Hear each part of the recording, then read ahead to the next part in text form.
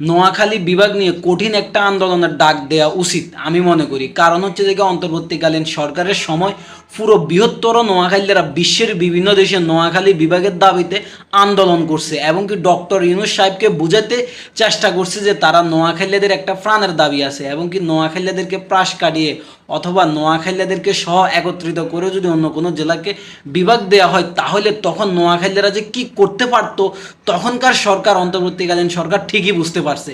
সেই জন্য অন্য কোনো জেলাকে বিভাগও দেয় নাই অথবা বিভাগের বিষয়ে তারা আগায় নাই। তো এখন বর্তমানে যেহেতু নতুন সরকার ক্ষমতায় এসছে তারেক রহমান সাহেব, তো তারেক রহমান সাহেবকেও ঠিক অন্তর্বর্তীকালীন সরকারের মতো বুঝাইতে হবে যে আমাদের নোয়াখালীদের একটা প্রাণের দাবি আছে।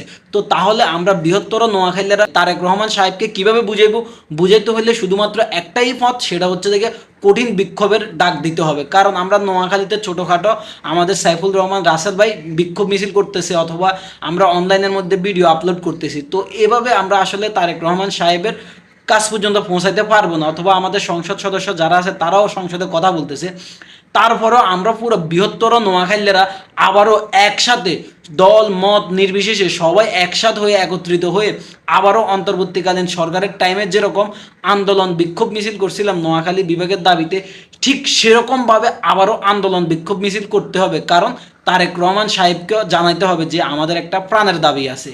তো আমি আশাবাদী যে আমাদের নোয়াখালী বিভাগ বাস্তবায়ন কমিটির রাসেল ভাই যেন এই উদ্যোগটা নেয়, ওনার হাত ধরে আমরা নোয়াখালীরা আবারও কঠিন আন্দোলনের ডাক দিব ইনশাআল্লাহ।